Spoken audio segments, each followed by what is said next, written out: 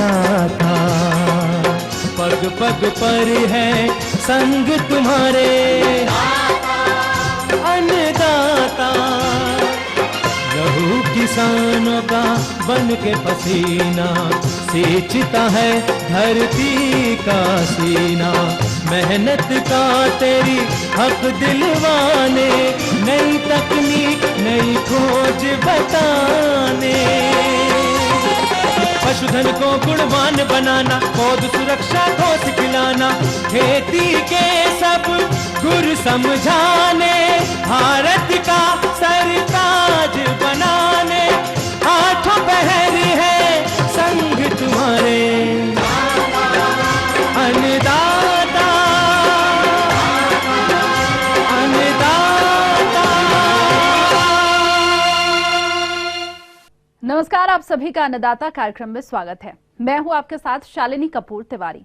हर रोज की तरह एक बार फिर से हम कार्यक्रम में लेकर के आए हैं खेती बाड़ी से जुड़ी हुई बहुत सी लाभकारी जानकारियां। तो चलिए सबसे पहले देखते हैं कि क्या है विशेष आज के कार्यक्रम में। जीरो टिलेज यंत्र का महत्व और प्रयोग विधि पर जानकारी,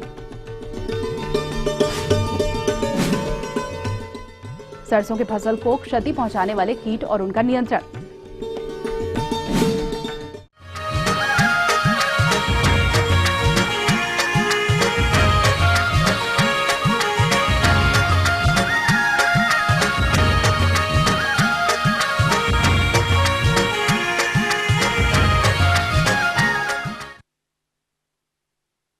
किसान भाइयों, इस समय सरसों की फसल बढ़वार की विभिन्न अवस्थाओं पर होगी और फसल की इन अवस्थाओं में अनेक प्रकार के कीटों का प्रकोप देखा जाता है, जिसकी सही पहचान और समय से रोकथाम ना करने पर फसल को काफी नुकसान होता है। तो किसान भाइयों, इन कीटों की पहचान और इनकी रोकथाम आप कैसे करेंगे, इस विषय पर जानकारी देने के लिए हमारे बीच उपस्थित हैं राजेंद्र कृषि विश्वविद्यालय पूसा, जिला समस्तीपुर के कृषि वैज्ञानिक डॉक्टर नागेंद्र कुमार। तो सबसे पहले मैं किसान भाइयों को आरा मक्खी के बारे में बताऊंगा, क्योंकि इनका प्रकोप बहुत काफ़ी अधिक होता है। और ये सरसों के अलावा किसान भाई, ये तुरिया हो गया, रेपसीड हो गया, आपका हो गया कैबेज यानी पत्ता गोभी, फूल गोभी और मूली में भी लगते हैं। तो सबसे पहले जो आरा मक्खी के प्रौढ़ कीट को अगर आप देखेंगे, इनके शरीर को देखेंगे तो इनका रंग नारंगी पीले रंग का होता है और इसका जो सर है, हेड, वो काला रंग का होता है और इसका जो पंखों का रंग होता है वो लाल भूरा रंग का होता है। अब हम इसके जो पिल्लू हैं उनके बारे में बात करेंगे। तो शुरू के अवस्था में जो ये पिल्लू होते हैं वो हरे रंग के होते हैं, लेकिन जैसे जैसे विकास होता है इस पिल्लू का तो उनका रंग बदल कर हरा काला रंग का हो जाता है। किसान भाई लोग को मैं अब इसके आरा मक्खी के जीवन चक्र में बताऊंगा, क्योंकि ये बहुत इंपॉर्टेंट है। अगर आप जब तक कि किसी कीट का जीवन चक्र नहीं समझेंगे तो इनके मैनेजमेंट में काफ़ी तकलीफ आती है। तो आरा मक्खी अक्टूबर से मार्च तक प्रजनन करती रहती है। इसका मतलब हुआ कि इसका जो प्रकोप है अक्टूबर से मार्च तक के महीने में होगा और इनका जो पीपा है जो गर्मी के महीने में सुस्त अवस्था में चला जाता है। जो इनके वयस्क हैं अक्टूबर के महीने में कोकून से बाहर निकलते हैं, जो कि ऑलरेडी अभी नवंबर चल रहा है तो बाहर निकल गए होंगे। और लगभग ये जो वयस्क हैं 2 से 8 दिन तक जीवित रहते हैं और लगभग 30 से 35 अंडे वो अलग अलग देते रहते हैं पत्तियों पर। तो ये अंडे लगभग 4 से 8 दिन में ये पिल्लू अंडे से बाहर आ जाते हैं और लगभग 3 से 6 के समूह बनाकर ये पत्तियों को खाते रहते हैं सुबह और शाम के समय में। इस अवस्था में छिद्र बना देती हैं पत्तियों पर। इस प्रकार आप देखेंगे कि पत्तियों में केवल जाल सा बन जाता है। तो अगर खेत में लग चुका है आरा मक्खी तो उनके कैसे मैनेजमेंट करेंगे, यानी कि प्रबंधन कैसे करेंगे। तो सबसे पहले ये है कि फसलों की निकाई गुड़ाई करें, अर्ली सोइंग करना चाहिए। इससे ये होता है कि जो पिल्लू जो सॉफ्ट फ्लाई है उसका जो इन्फेस्टेशन है वो एस्केप हो जाता है। नेक्स्ट है सीडलिंग अवस्था में अवश्य खेतों में सिंचाई करें, क्योंकि इसमें होता है जब आप इरिगेशन करते हैं खेतों में तो ये क्या होता है कि जो उनके लार्वी उस पानी में डूब के मर जाते हैं, तो इससे आप कंट्रोल कर सकते हैं। और ये भी देखा गया कि ये पिल्लू समूह में पत्तियों को खाते रहते हैं सुबह और शाम को। तो खेतों में जाएं, देखें सुबह और शाम को कि अगर वो पत्ती को खा रहे हैं तो आप हाथ से भी उसको इकट्ठा करके नष्ट कर सकते हैं। इसके अलावा आप करेले के बीज के तेल को एज ए इमल्सन प्रयोग करके आप आरा मक्खी के पिल्लू के पत्ती को खाने से रोक सकते हैं, क्योंकि ये जो करेले का बीज का तेल है एज ए वो एंटीफिडेंट काम करता है, मतलब कि पत्तियों को खाने नहीं देगा उस आरा मक्खी के पिल्लुओं से। अगर आप कीटनाशक की बात करें तो 625 ml क्विनोल फॉस 25 EC को आप 600 से 700 लीटर पानी में घोलकर प्रति हेक्टेयर की दर से आप यूज कर सकते हैं। तो इसको यूज कब कब करेंगे? एक तो अक्टूबर के मंथ में और एक बार फिर मार्च के महीने में। अलावा एक और कीटनाशक है जो मिथाइल पाराथियान 3% चूर्ण यानी कि डस्ट, इसका भी प्रयोग करके आप जो आरा मक्खी है इनसे निजात पा सकते हैं। इसका प्रयोग कैसे करेंगे? इसका प्रयोग आप 20 से 25 kg प्रति हेक्टेयर की दर से इसको भुरकाव करें, यानी कि मिथाइल पाराथियान 3% डस्ट का। तो इन सभी मैनेजमेंट जो प्रबंधन मैं बताया हूँ, तो इसको आप उपयोग करके आप आरा मक्खी से निजात पा सकते हैं और इनका प्रकोप भी कम हो सकता है। तो ये थी कुछ उपयोगी जानकारियां। अब लेंगे एक छोटा सा ब्रेक, जल्द हाजिर होंगे। जीरो टिलेज यंत्र का महत्व और प्रयोग विधि पर जानकारी।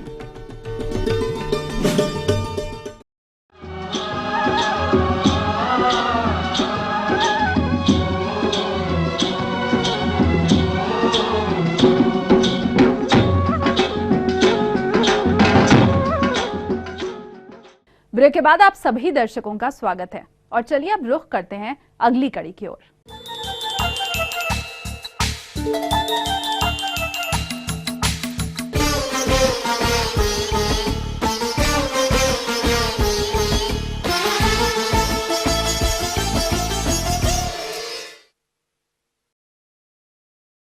किसान भाइयों, जीरो टिलेज यंत्र से विभिन्न फसलों की बुआई कर अच्छी उपज प्राप्त की जा सकती है, लेकिन इसके लिए आपको इस यंत्र के कार्यविधि की जानकारी होना बेहद जरूरी है।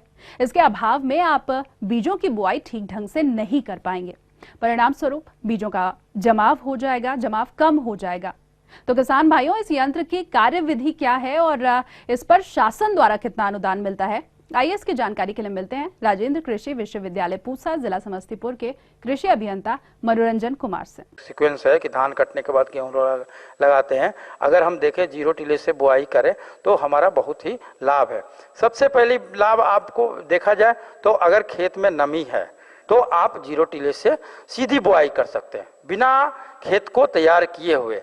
धान काटते हैं, खुट्टी बचा हुआ है, तो आप उसमें जो है बिना कोई खेत को तैयार किए हुए आप जीरो टिलेज से बुआई कर सकते हैं।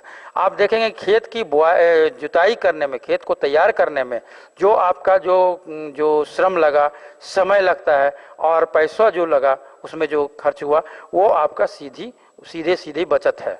तो सर्वप्रथम हम लोग देखें कि जमीन को तैयार नहीं करना पड़ा। दूसरी, अगर आप देखेंगे जीरो टिलेज से अगर बुआई करते हैं तो अगर कतार से कतार और पौधे से पौधे की दूरी को अगर मेंटेन हम लोग करते हैं तो ऐसे ही आपका यील्ड बढ़ता है, जिसमें कि 7 से 10% तक करीब हम जीरो टिलेज से बढ़ जाता है। तो पानी की बात करें तो उसमें आपको 25 से 30% तक का पानी का बचत होता है। दूसरी बात, आप देखेंगे कि फर्टिलाइजर की बात करें, खाद की बात करें, तो जीरो टिलेज से अगर बुआई कर रहे हैं तो इसमें खाद की बक्सा और ये जो हमारा है ये खाद की बक्सा, आगे की ओर देख रहे हैं खाद की बक्सा है और ये बीज की बक्सा है।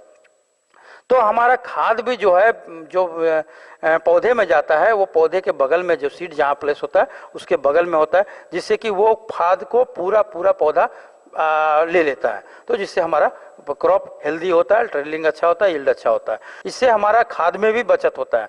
तो हम लोग यहाँ पे देखेंगे कि जीरो टिलेज का जो मशीन है उसका कौन कौन सा कंपोनेंट है। तो सर्वप्रथम देखेंगे, ये जो हमारा देख रहे हैं पहली बक्सा देख रहे हैं, ये है खाद का बक्सा और ये बीज का बक्सा। इससे आप देखेंगे कि जो खाद का बक्सा है ये इसमें जो रोलर लगा हुआ है, ये रोलर लगा हुआ है जो कि हम लोग दानेदार ही खाद का व्यवहार यहाँ पे करते हैं। दानेदार अगर पोटास और ये जो पाउडर टाइप का देंगे तो इसमें नहीं होगा। इसमें दानेदार देना है। आप फ्लूटेड रोलर टाइप का रहता है धान, इसमें जो जो मीटरिंग सीड मीटरिंग मैकेनिज्म है वो फ्लूटेड रोलर है। तो अब इसमें देखेंगे आपकी जो खाद और बीज जो आएगा, ये पाइप लगा हुआ, एक पारदर्शी पाइप लगा हुआ जिसके द्वारा वो टाइन में आता है। इसको हम लोग टाइन बोलते हैं, जिसको यू क्लैंप से लगा दिया गया है और इसकी दूरी घटाया बढ़ाया जा सकता है। तो आप देखेंगे ये, और ये बीज के लिए जो यहाँ से पाइप आएगा बीज में लगा देंगे, और ये खाद का लगा हुआ है। ये फरो ओपनर है जो कि जमीन को चीरता हुआ चला जाता है। इन्वर्टर टी टाइप है जो जमीन को चीरते जाता है, और इससे एक पाइप से खाद गिरता है, एक पाइप से आपका ये बीज गिरता है, और दोनों एक दूसरे बीज से खाद की दूरी जितना होना चाहिए वो प्रॉपर गिरता है। यहाँ पे देख रहे हो कि एक आगे की चक्का है और दो पीछे में चक्का लगा हुआ है। तो आगे का चक्का जो है इससे हमारा पावर ड्राइव बोलते हैं। इससे हमारा देखिए चैन और स्प्रोकेट से, ये शाफ्ट के द्वारा ये चैन स्प्रोकेट दोनों मेटरी मैकेनिज्म यानी फर्टिलाइजर मेटरी मैकेनिज्म और सीड मेटरी मैकेनिज्म का जो है जो चैन और स्प्रोकेट से लगा हुआ है उसको घुमाता है, जिससे कि हमारा वो सीड ड्रॉप करता है। तो ये पावर ड्राइव करता है, दोनों बैटरी मैकेनिक घुमाता है। और ये दो जो चक्के देख रहे हैं हम लोग, ये डेप्थ कंट्रोल करते हैं। अगर खेतों में नमी अगर ज़्यादा है तो हम लोग डेप्थ को कम कर देते हैं। डेप्थ को चक्का को नीचे करेंगे तो हमारा फरो अपना जो है ऊपर की ओर आएगा, डेप्थ अपने आप ऊपर की ओर आ गया। तो इसका कैलिब्रेशन करने के लिए सर्वप्रथम हम लोग देखते हैं दो लीवर है। ये फर्टिलाइजर को घटाने बढ़ाने के लिए लीवर है और ये सीड को घटाने बढ़ाने के लिए लीवर है। अगर मान लिया 400 मीटर स्क्वायर में कितना बार घुमाएंगे और कितना गिरा, तो दाना जितना गिरा उसको गुना करके के हम लोग प्रति हेक्टेयर या प्रति एकड़ निकाल देते हैं। बात करते हैं तो इसकी कार्य क्षमता लगभग 1 घंटे में 0.65 हेक्टेयर है। अगर अगर घंटे की बात करें तो 1 से 1.5 एकड़ 2 एकड़ तक के आसपास ये इससे हम लोग बुआई, सीधी बुआई कर सकते हैं। और इसका लगभग जो अभी मार्केट में प्राइस है 40,000 के आसपास है। बहुत सारा कंपनियां हैं जो अपना दाम रखे हुए, यानी 30,000 से लेके 35,000 40,000 के आसपास है। और अगर सब्सिडी की बात करें इस पे, तो अभी इसके पहले जो हमारा जो सब्सिडी इस पे था वो करीब 50% के आसपास है। उसके बाद आप देखेंगे जब मशीन को यूज कर लें तो फर्टिलाइजर का जो बक्सा है उसको भली भांति से उसको पानी मार के धो लें, क्योंकि जो फर्टिलाइजर केमिकल फर्टिलाइजर रहता है दानेदार, तो वो होता है कि वो नमी में वो घुलने लगता है और वो चदरे का जो सीट है, ये हमारा सीट है, वो उसको खा जाता है। मतलब वो खराब हो जाता है नमी के कारण, केमिकल रिएक्शन के कारण ये चदरा सड़ जाता है। तो इसलिए हम लोग जैसे ही खेत से आते हैं, खेती का समय खत्म हो गया, उसको भली तरह से अगर पानी बाल्टी में पानी लेकर के 2-3 बाल्टी अगर मार दिए तो वो जितना भी रहेगा जो हमारा खाद कहीं कोने वोने में या रोलर में फंसा हुआ है वो सब गिर जाता है। उसी तरह सीड का बक्सा को भी धो लेना चाहिए और जहाँ जहाँ पे ग्रीस मोबिल ऑयलिंग करना है वहाँ पे थोड़ा थोड़ा लगा दें, चक्के में के जो बोल्ट है वहाँ पे लगा दें, इससे कि हमारा उसके बाद कहीं ठंडे स्थान में जहाँ पे छाँव हो या शेड हो उसमें हम अपने जीरो टिलेज को रखें। इससे हमारा बहुत ही समझिए कि उपयोगी यंत्र है। किसान भाइयों, अभी आपने जीरो टिलेज यंत्र के बारे में जाना, और अब अगर इस यंत्र से गेहूं की खेती करना चाहते हैं तो किस तरह से करें, आइए जानते हैं कृषि अनुसंधान संस्थान जिला पटना के कृषि अभियंता डॉक्टर अभय कुमार सिंह से। 2-3 फायदे हैं। पहली है कि जो परंपरागत विधि से जो हम ट्रैक्टर से बुआई करते हैं गेहूं का, उसके बनिस्बत के 7 दिन पहले आप जीरो टिल द्वारा आप गेहूं की बुआई कर सकते हैं। इसका एक और फायदा है कि इसमें जर्मिनेशन जो होता है, गेहूं की जो अंकुरण होता है, करीब 5-6 दिन पहले हो जाता है।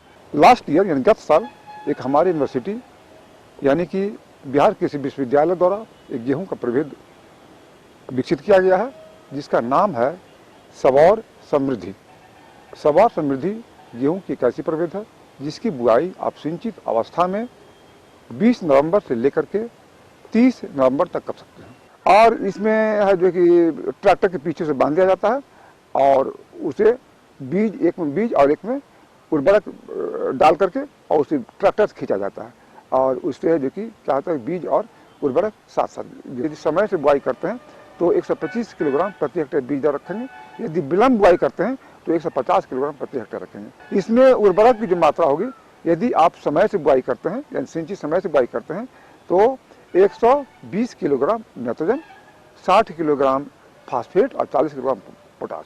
इसमें से आप आधा यानी 60 किलोग्राम नाइट्रोजन और फास्फेट और पोटास की पूरी मात्रा आप बुआई के समय बेसल डोज में डाल देंगे। एक ध्यान देने वाली बात है कि इसमें आप है जो कि दानेदार खाद का ही प्रयोग करेंगे, जैसे डीएपी, और जो पोटास बच गया उसे आप है जो कि बुआई करने के पहले खेत में छिड़क देंगे। जो 30 किलोग्राम 60 किलोग्राम नाइट्रोजन बच गया उसका आधा जो है पहली सिंचाई के बाद फर्स्ट है जो परिवेशन के रूप में करेंगे। शेष जो 30 किलोग्राम नाइट्रोजन बच गया उसे दूसरी सिंचाई के बाद खड़ी फसल में परिवेशन। आगे और भी हैं कुछ रोचक जानकारियां, पर यहाँ पर रुकेंगे एक और ब्रेक के लिए, जल्द हाजिर होंगे। अधिक फूल उत्पादन हेतु विभिन्न फूलों की फसलों में समसामयिक कार्य।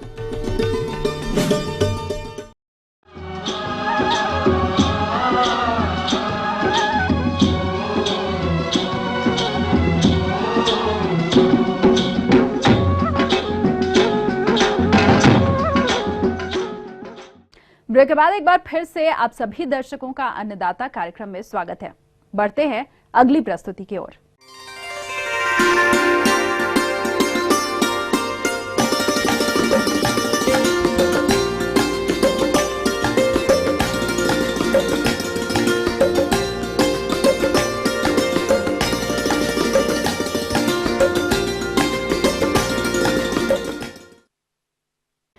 आज के समय में फूलों की खेती अच्छी आय का जरिया बन गया है, जिसके कारण विभिन्न प्रकार की फूलों की खेती किसानों द्वारा की जा रही है। अतः जिन लोगों ने फूलों की खेती की होगी उनके अच्छे विकास के लिए ये जरूरी है कि फूलों की खेती में किए जाने वाले समसामयिक कार्यों पर ध्यान दिया जाए, अन्यथा फूलों की खेती से लाभ नहीं मिल पाएगा। इसीलिए फूलों की खेती में किए जाने वाले समसामयिक कार्यों पर जानकारी लेते हैं एक विषय विशेषज्ञ डॉक्टर प्रशांत सिंह से। हमारे जो व्यावसायिक किसान भाई हैं जो फूल की खेती करते हैं व्यावसायिक स्तर पर, उसके अलावा जो उद्यान प्रेमी हैं जो केवल शौक के तौर पर अपने घरों में फूल की खेती करते हैं या गमलों में पौधे लगाते हैं, उनके लिए भी ये सबसे उपयुक्त समय है। उसमें जो इस समय हम काम कर सकते हैं, सबसे पहला जो काम है, अगले मौसम के लिए हम फूल के नए पौधे तैयार कर लें, तो ये बडिंग के लिए सबसे उपयुक्त समय है।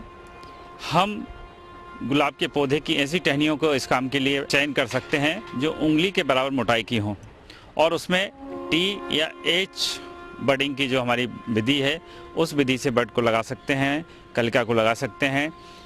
मगर इस बात का ध्यान रखना होगा कि हमारी उस टहनी में जो हम लगा रहे हैं बड का जो मुंह है वो ऊपर की साइड होना चाहिए, और उसको अच्छी तरह से हम पॉलीथीन से उसको टाइट करके बांध देते हैं, ताकि अगर बीच में कोई बारिश होती है और कोई दूसरी तरह की समस्या आती है तो हमारी जो बड है या कलिका है वो डिस्टर्ब ना हो।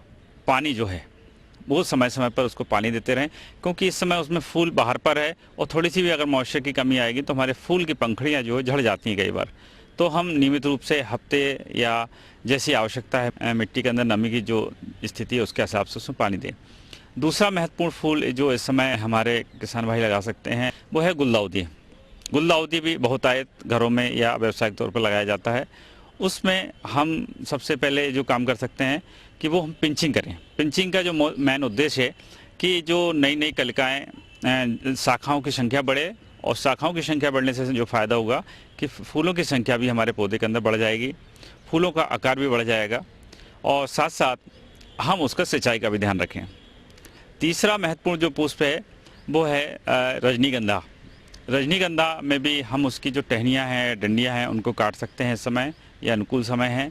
और इसके अलावा उसमें जो खाद की मात्रा है, जो नाइट्रोजन और पोटाश की जो स्प्लिट मात्रा रह गई है, उसको भी इस समय देकर हम सिंचाई कर सकते हैं। इसके अलावा किसान भाई जो एक महत्वपूर्ण पुष्प है हमारा गेंदा, जिसको एक छोटा सा किसान, बड़ा किसान, शौकिया लोग भी इसको लगाते हैं, और उसको भी हम इस समय जो सबसे पहले उसकी आवश्यकता होती है वो पिंचिंग की होती है, और पिंचिंग करने से ज़्यादा पुष्प प्राप्त होते हैं। एक महत्वपूर्ण काम ये किया जा सकता है। मैं किसान भाइयों को ये बताना चाहूँगा कि आज के समय में जहाँ हम देख रहे हैं कि प्राकृतिक आपदाएं निरंतर बनी हुई हैं और हमारे किसान भाई परेशान हैं कि उनको खेती से उतना लाभ नहीं मिल रहा है जितना मिलना चाहिए। मगर अगर हम उद्यान की फसलें और ख़ासतौर से अगर फूल की खेती के ओर अपना रुझान रखते हैं तो निश्चित तौर पर हमारे किसान भाई इससे लाभान्वित होंगे।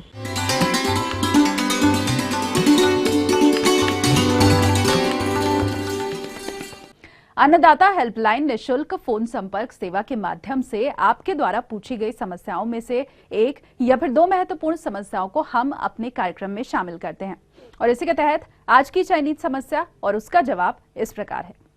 आज हमने जिस प्रश्न को कार्यक्रम में शामिल किया है उसे पूछा है जिला जमुई के कृषक दीपक कुमार ने। यह धनिया की उन्नत किस्मों के बारे में जानकारी चाहते हैं। तो दीपक कुमार जी, आपकी जानकारी हेतु प्रस्तुत है कार्यक्रम का यह अंश।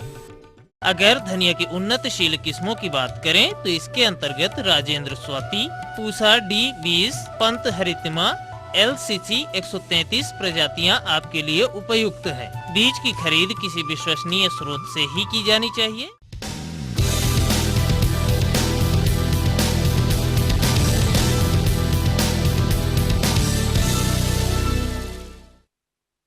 राज्य की विभिन्न मंडियों में कृषि उत्पादों के चढ़ते उतरते बाजार भाव की संक्षिप्त जानकारी इस प्रकार है।